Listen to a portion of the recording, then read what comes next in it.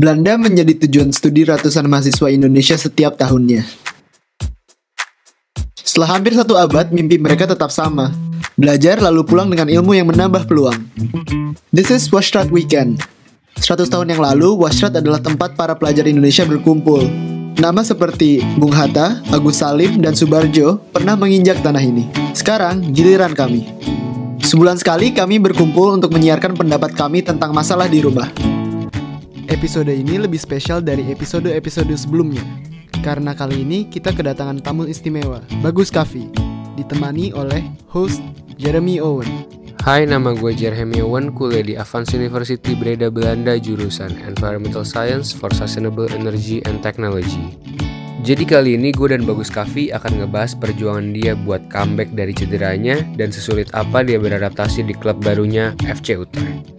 Selain itu, kita juga ngebahas perbedaan kondisi tim FC Utrecht dan pengalaman dia saat ngebela timnas Garuda. So this is our conversation, brought to you by PPI Belanda. And supported by Transfest, cara paling mudah dan aman untuk mengirim uang ke mancanegara. Halo semuanya, balik lagi sama gue Jeremy Owen di acara Washrat Weekend dari PPI Belanda. Nah, kali ini kita mau ngobrol sama Bagus Kavi. Dia itu pemain bola dari Indonesia dan main di FC Utrecht sekarang ya. Tapi sebelumnya, acara ini disponsorin oleh Transfest. Cara paling mudah buat ngirim uang ke mancanegara. Jangan lupa pakai kode referral PPI Belanda buat dapetin keuntungan-keuntungan pas kalian transfer uang ke mancanegara. Oke? Nah, sekarang kita mau ngobrol dulu lagi nih sama lu, Gus. Boleh. Kan kita tahu ya, semua juga tahu, lu sekarang lagi dalam masa recovery buat mulai main bola lagi. Dan waktu itu lu pernah cedera dan lumayan serius gak sih? Iya. Kalau bisa ceritain dong itu gimana kronologinya waktu itu, lu lagi di mana, pas kapan, udah berapa tahun lalu gitu? 1 tahun lebih sih yang lalu, Maret juga kemarin, tahun 2020. Habis itu lawan Reading sebelum cedera udah nyetak 2 gol tuh. Pas lagi di Inggris ya? Pas lagi di Inggris lah, Garuda Select lawan Reading. Kita waktu itu menang 2-0, menit 25-24an gitu. Pas mau heading, bola dari kiper, heading, ternyata landingnya gagal. Habis enggak gagal sih, lebih ke salah. Landingnya enggak bagus. Habis itu pas waktu itu pikirannya udah tahu kan nih bakalan Lama nih. Bakalan parah sih, soalnya udah Kerasa gitu. banget dan itu sakit banget. Gue nonton sih videonya. Iya, dan akhirnya langsung ke bawa ke rumah sakit. Setelah itu di X-ray, ternyata patah dan ada beberapa ligamen yang putus gitu. Di dengkul? Di ankle. Oh, di ankle kiri. Ankle kiri ya. Tapi sekarang kalau lu ngerasain sekarang udah jauh lebih mending apa gimana? Udah jauh lebih bagus lah, tapi cuma masih ada stiffness gitu loh, kayak darah-darah yang habis bekas-bekas operasi. Soalnya operasi 2 kali kan. Jadi bekas-bekas itu masih agak sakit lah. Waktu itu operasi lu di Indo apa di mana? Di Inggris. Di Inggris dua-duanya di Inggris semua. Oke. Terus kalau misalkan lu sekarang lu di FC Utrecht kan sekarang dan lu lagi proses recovery. Sekarang yang lu rasain apa sih? Udah mulai bisa main lagi kah atau gimana? Ini baru ngebuild fisik segala macam, baru ngebangun segala macam. Jadi mungkin proses yang lagi berat-beratnya lah. Kemarin udah ngabisin masa-masa di gym selama berbulan-bulan di sini. Terus ini baru mau balik lapangan dan kembaliin fisik dan ngejar itu semua. Oke. Terus ini gue pengen nanya nih. Kalau misalkan buat seorang atlet nih kayak gue dulu main basket. Oh ya. Gue main basket juga dan waktu itu ankle gue patah di sini di kaki kanan. Waktu itu gue ngerasa kayak pas gue patah, wah udahlah ini mah nggak bisa main lagi, udah nggak bisa ikut kompetisi, bakal lama gitu. Kalau lu ngerasainnya gimana waktu itu? Kayak bakal masih ada harapan lu bisa main lagi kah atau gimana? Ada dong. Mungkin selalu ada harapan lah. Apalagi cedera kan, maklum lah, apalagi atlet juga, ini adalah bagian dari resiko saya. Tapi itu selalu percaya aja, selalu positif thinking aja kalau bakalan sembuh gitu. Walaupun lu yakin lu tahu bakalan lama nih prosesnya. Iya. Yang diperkarakan kan 8 bulan, tapi ternyata lebih dari itu. Cuman ya nggak apa-apa sih, sabar aja dulu sampai beneran 100%. Jangan pas masih 70-80% gatel-gatelan, pasti gatel lah. Iya, lu main gatel bola. Iya, pengen main bola terus-terusan, tapi harus sabar-sabar lah, nanti kalau misal belum maksimal takutnya kan balik lagi. Oke. Berarti lu sampai sekarang, dari waktu itu sampai sekarang belum pernah main bola sama sekali? Udah sih, Sekali doang. udah sempat main bola. Kemarin trial itu ngerasa sakit banget, habis itu kayak udahlah mendingan dibenerin dulu sampai beneran maksimal. Oke. Gue waktu itu pas lagi main, pas lagi cedera, ngomongnya kan recovery 3 bulan. Cuman ternyata sampai 7 bulan. Cuman pas kayak baru di gips sebulan gitu, gue langsung main basket. Bener-bener kayak nggak gatel aja gitu, soalnya ngerasa kakinya kayak udah nggak apa-apa, tapi jadinya malah recovery-nya makin lama kan. Lama pastilah. Cuman ya begitulah. Cuman kalau misalkan lu sendiri, kalau misalkan gue dulu pas lagi patah tuh, kan teman-teman juga pasti masih ada kompetisi kan dalam tim, tapi gue nggak ikut gara-gara patah. Cedera.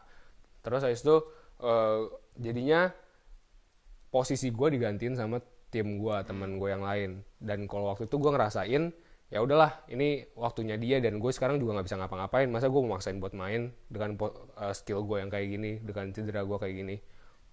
Tapi gue yakin setelah gue balik, gue bakalan bisa buat comeback lagi, buat ngegas lagi, buat masukin jadi tim inti lagi. Kalau misalkan lu sekarang gimana? Ngerasain kayak lu masih bisa main dan lu bakal bisa ngehajar lagi apa gimana? Pastilah, pastinya kan habis cedera harusnya kembali lebih kuat, kembali lagi lebih bagus dari sebelumnya, dari segala macam, dari otot dan segala macam harusnya lebih bagus sih. Cuman kita harus adaptasi, itu kan butuh beberapa waktu. Memang nggak mudah, tapi pastilah kita gas lagi lah. Ngerasain anehnya nggak pas lu udah mulai main? Aneh, pasti hilang sentuhan segala macam, dan itu butuh waktu buat kembali itu semua. Tapi lu kan di tim baru nih, masa lu di tim baru di FC Utrecht dan mereka belum pernah lihat lu main asli. Lu kayak ngerasain something, takut nggak sesuai ekspektasi mereka kah? Jadinya lu nggak dimainin atau gimana? Apa gimana? Ya sempet ada pikiran kayak gitu, cuman enggak lah. Banyak yang bilang harus percaya pada diri sendiri kalau misalnya kita tuh bisa mampu untuk lolos dari ini. Tapi sih, ya pasti motivasi itulah yang bisa bikin saya semangat. Oke. Kalau dari teammate sih mereka nyemangatin buat ayo dong cepet sembuh. Tapi mereka ngasih motivasi terus gitu, biar cepet kembali ke lapangan, biar kembali latihan bersama teammates gitu. Walaupun mereka belum pernah lihat lu main. Udah kan waktu itu sempet trial. Trial dong. Kalau misalkan dari coach lu sendiri, mereka ngomong apa nggak kayak? Sempet ngomong kayak ya sabar dulu lah, kita musim ini mau selesai, jadi kamu fokusnya ke musim depan aja, yang penting kakimu 100%. Tapi mereka masih kayak yakinin kalau lu pasti bisa, lu bakal. Pasti dong, ya pasti. Oke. Itu semua. Oke sih. Kalau pembawaan coach lu gitu kayak di tim beda nggak dari timnas sama di? Beda dong, apalagi dari culture-nya kan juga beda, bahasanya juga beda. Dia harus ngomong pakai Dutch language, habis itu translate-nya ke English juga. Tapi kadang nanyanya ke temen aja, ini harus ngapa-ngapain gini. Tapi kurang lebih lu ngerti lah ya, semuanya masih aman lah ya. Selagi masih di lapangan aman sih. Oke.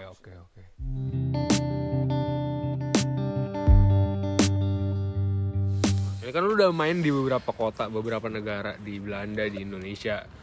Lu ngerasain istilah-istilah bola yang beda gak sih? Pastilah, setiap negara mempunyai. Lu bingung gak? Ya, berbeda-beda sepak bola.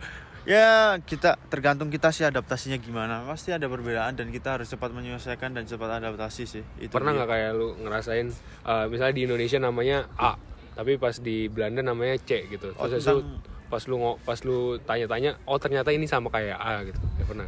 Ya pernah lah. Pernah ya, sering. Tapi kalau misalkan masalah bahasa sendiri, kayak bahasa Belanda, kalau selama saya di sini sih nggak ada masalah sih ya. Soalnya, adaptasinya. Dan ya banyak orang bilang bahasa Belanda itu susah. Ya memang susah, cuman kita harus bisa sih Kita belajar. Indonesia juga nggak sih, jadi banyak mirip-miripnya. Iya betul. Ada beberapa kata di bahasa Belanda kan ada sama Apa ya sama contoh? asbak, Kayak handuk, asbak, handuk, sama aja. wastafel, Stafel, Ta- kado. kado ya, table, tafel. Ya. Itu sama kayak Inggris Sama. sih. Apalagi ya yang mirip Ya politik tuh. politik ya, banyak sih yang Banyak. hukum-hukumnya. Oke.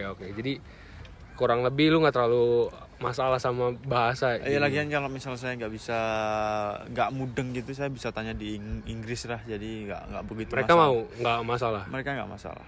Oke kalau gitu. Mereka masalahnya kalau kita nggak bisa bahasa Inggris dan kita nggak bisa bahasa Belanda itu masalah. Oh jadi pas lu datang ke sini mereka nanya lu bisa bahasa Inggris apa enggak gitu? Pastinya lah.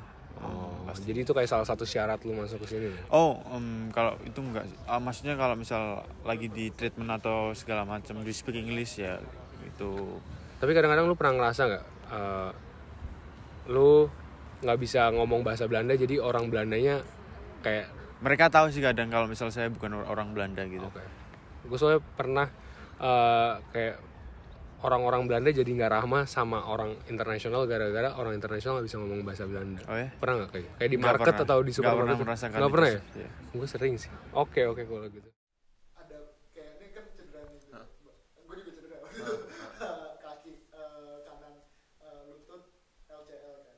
Nah pas itu gue di DKI habis cedera, gue merasa kayak mereka kan kayak kalau di sports team tuh ada dua tipe menurut aku sih. Kayak ada satu yang tipe yang kekeluargaan, kayak ya nggak apa-apa kita fighting bareng. Gitu. Ada juga yang kayak free market, lebih kayak kapitalis. Kapitalis. Gitu.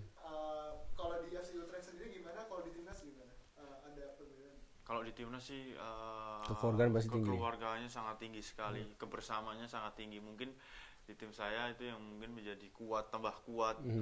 Kita sama-sama. Ketika salah satu di antara kita ada yang lagi down, kita naikin sama-sama gitu selalu. Jadi kebersamaan itu luar biasa sekali. Cuman kalau di Utrecht ini kan mungkin di tim oke lah kebersamaannya. Cuman setelah itu udah Individualis ya, udah lebih urusan individualis. sendiri. Ya sih. Kayak emang culture di Belanda lebih kayak gitu. Kalau di Indonesia kan lebih erat sama kekeluargaan. Tapi kalau misalkan di sini ya lebih sendiri-sendiri lah setelah lu keluar dari lapangan.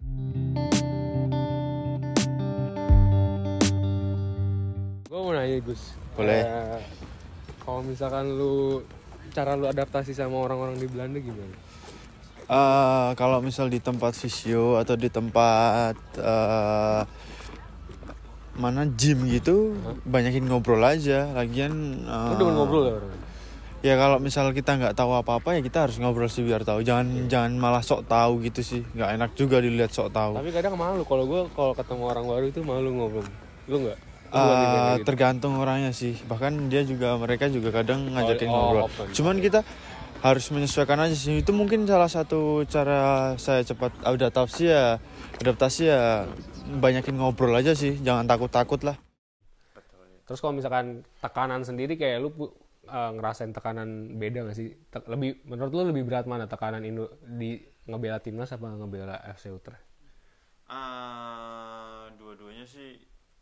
Kalau misal tekanan sih juga berat juga sih. Cuman kan kalau misal kita mikirin itu terus malah jadi nggak fokus. Jadi kita mikirnya yang penting kita udah usaha dulu aja yang terbaik buat Benar sih. kedua-duanya. Jadi untuk urusan masalah hasil tuh nggak ada yang tahu lah. Jadi intinya berusaha aja dulu. Iya, waktu itu pelatih gue pernah ngomong sih pas lagi main basket, ngelawannya pas lagi lawan tim jago banget. Jadi kayak ini sebenarnya relate juga. Kalau misalkan lu mikirin terlalu fokus ke sesuatu yang nggak bisa lu kontrol, lu bakalan capek. Jadi lebih baik lu fokus ke apa yang lu bisa ubah, yaitu diri lu sendiri kan. Lu percaya ke diri lu sendiri, jadi lu fokus buat ngembangin diri lu, jadi lu bisa kompetisi lawan mereka gitu.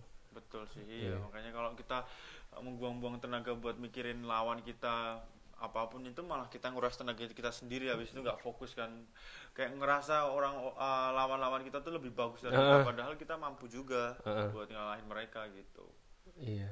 Jadi kalau misalkan menurut lu lebih kayak gimana ya perbedaan tim manajemen dari di timnas atau enggak di FC Utrecht sendiri itu gimana? Kalau misal yang saya rasakan di timnas sih, cuman selalu bilang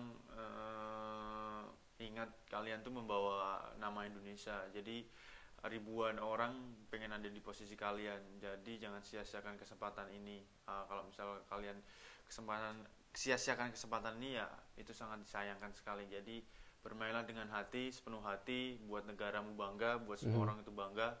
Jadi ya pasti kita bakal ngelakuin apapun demi negara sih. Cuman kalau misal di AFC Utrecht kan belum pernah main dan belum pernah mendengarkan dari tim manajemen, jadi belum terlalu ini ya, belum terlalu oke. Iya sih, benar. Nah, kalau lu sendiri, kalau biasa kan pelatih itu punya strategi sendiri buat timnya. Misalnya dalam pertandingan ada strategi apa gitu. Biasa apa sih bola contohnya? Salah satu strategi. Ya taktikal lah, kayak formasi. Sebelum kita pertandingan kita ada kelas buat ngeliatin videonya musuh lawan itu.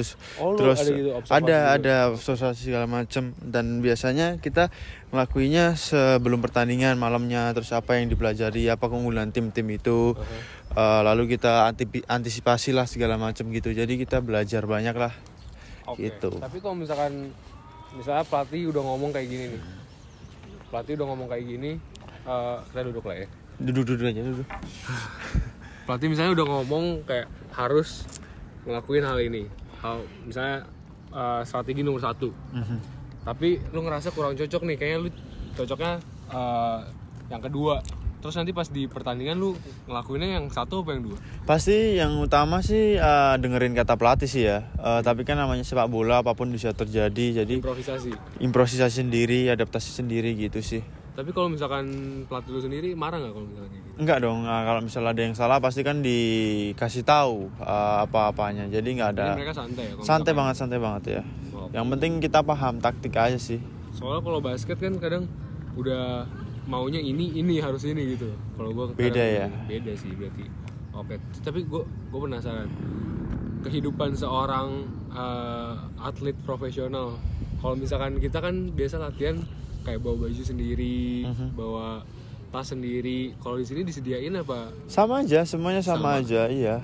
Ya sama kayak lu main basket pas main bola kayak pas lagi masih sekolah gitu. Sama aja, sama. Kecuali kalau pas pertandingan akan disediakan semuanya.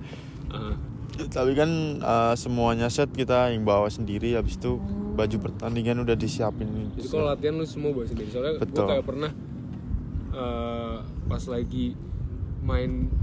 lagi tanding gue salah bawa jersey. Oh ya? Tapi kan kalau misalkan orang-orang profesional kan nggak mungkin dong salah bawa jersey. Ya itu jangan sampai lah, Ya itu jersey, kalau jersey disediain pasti. Kalau latihan, baju latihan itu aja kan. Jadi oke lah. Oh gitu. Oke. Kalau lu sendiri, lu ada keraguan nggak sih tentang manajemen tim FC Utrecht? Lu kayak ngebandingin perbedaan manajemen. Lu ekspektasi lu misalkan lu selama ini di timnas, lu pasti punya ekspektasinya mereka bakal punya tim manajemen yang kurang lebih sama di timnas. Tapi apa lu punya kayak lu nggak harapin bakalan sama, apa lu kayak mikir wah bakalan beda nih kayaknya dalam hal gini gitu? Mungkin berharapnya sih sama sih ya. Jadi lebih enak kalau misal sama-sama satu visi, satu misi gitu. Pasti enak. Apalagi Utrecht tim besar, salah satu tim terbaik di Belanda, pasti manajemennya juga luar biasa. Oke guys, itu semua jadi cerita-cerita dari Bagus Kavi buat kita semua. Nginspirasi banget kayak cerita-ceritanya semuanya. Pasti ada pelajaran lah yang bisa kita ambil dari itu. Dari seorang Bagus Kavi dari kecilnya di Indonesia bermimpi buat menjadi pemain bola di luar negeri dan sekarang bisa di FC Utrecht. Walaupun ada masalah-masalah seperti cedera-cedera itu, tapi dia tetap berusaha terus. Lu sendiri ada gak sih kayak last words nih buat pesan-pesan buat orang-orang yang nontonin lu yang pengen jadi kayak lu lah, atau ya apalah ya pelajaran yang bisa diambil dari lu? Selalu ingat aja, every bad thing also have a good side gitu loh. Jadi mantap. Kemarin saya cedera, terus tiba-tiba corona, stop sepak bola segala macam, nggak begitu kangen banget. Habis itu tiba-tiba sampai ke Utrecht sini. Jadi selalu ada sisi baiknya dah. Itu dia sih. Bener sih. Jadi pas dia cedera, baru corona jadi corona bola juga berhenti semua ya. Iya, betul. Oke. Jadi itu semua guys. Thank you for watching Wasrat Weekend. See you di episode berikutnya.